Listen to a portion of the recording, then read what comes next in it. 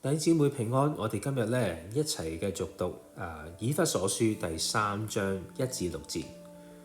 因此，我保羅為你們外邦人作了基督耶穌被囚的，替你們祈禱，諒必你們曾聽見神賜恩給我，將關切你們嘅職分託付我，用啟示使我知道福音嘅奧秘，正如我以前略略寫過，你們念了就能曉得我深知基督嘅奧秘。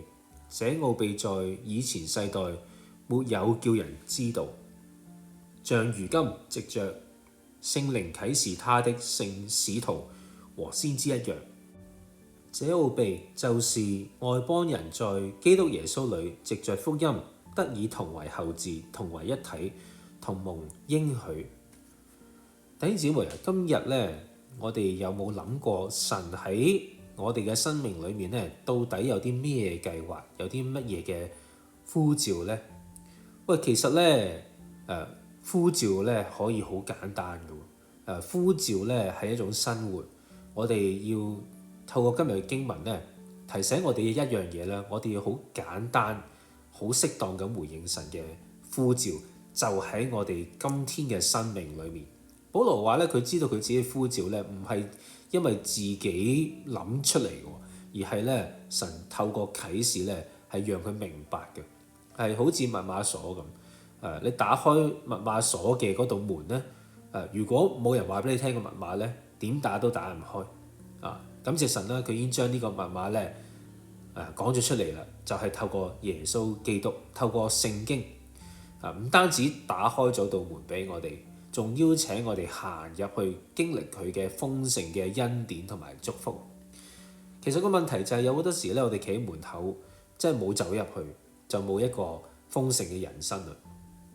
咁點樣行入去呢？我哋即係要做出嚟，就唔係一定好需要係一個好偉大嘅事。其實好簡單，喺生活裏面呢，我哋就可以經歷㗎啦。但係我哋有好多時呢，就忘記咗。就好似喺家庭裏面啦，即係夫妻關係啦，即係聖經即係第5章嗰度開始咧，就話妻子同丈夫即係打個比喻啦，即係丈夫激嬲咗妻子嘅，咁我哋係咪鬥氣咧？即係喺家庭裏面，即係我哋做丈夫嘅係咪應該學耶穌基督愛教會咁咧？係咪啊？即係可唔可以氹翻佢咧？妻子嘅可唔可以又讓一步呢？其實即係呢啲呼召都係一個見證，好簡單嘅啫。睇下我哋點樣回應，又或者我哋返工嗰陣時，我哋有冇誠實守信呢？定還是好似呢個世界都係好蠱惑嘅，咁我唔蠱惑我就蝕底啦。但係其實如果我哋好誠實咁樣去工作嘅話，呢個都係一個生活嘅見證啦，都係一個呼召。又或者朋友之間呢，即係難免即係都會有拗撬啦。即係如果尤其是向一啲未信主嘅朋友啦，即係我哋可唔可以即係大方啲呢？行即係有時退一步啦，有時就為咗大家關係良好嘅關係呢，就行多一步啦。即係唔好怕蝕底啦。即係唔好因為道氣咧咁樣失咗個見證啦。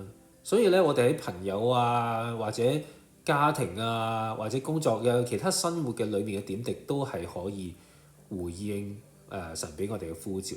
即係我哋行得呢條路咧，其實都係每一步每一個生活嘅細節都係一個機會，但係有時都係會係一個挑戰咯。其實聖經咧，即係俾我哋有個界線㗎啦。其實就好似一個圖畫裏面咧，即係畫咗啲框框俾我哋。個目的唔係要框住我哋，個目的係要我哋填上呢一個色彩，讓我哋每一個人填上色彩之後咧，就成為一個美麗嘅圖畫。呢個就係我哋眾人合力嘅一個見證。所以咧，其實要活出呼召係一樣好簡單嘅嘢，卻係咧唔容易做到嘅。所以咧，希望我哋今日都可以每一個人自己去省察我自己都係好多時我都係做得唔好嘅。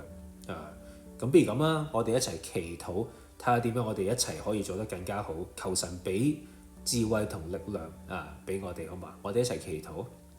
天父，多謝你已經打開咗恩典嘅門，等我哋隨時可以行入去。求你俾我哋勇氣同埋俾我哋有一個省察嘅心，唔好停留喺門口。行出嚟嘅時候要有一啲耐性因為咧你要我哋做嘅唔係一次過嘅大事，而係咧每次生活嘅小事，簡簡單單嘅生活就可以咧顯出你嘅大能，讓眾人見到我哋就知道我哋係你嘅門徒。求你咧俾我哋衷心嘅回應你每一個細節嘅呼召，簡單嘅生活成為大大嘅祝福。感謝讚美你，禱告奉主耶穌基督名祈求，Amen。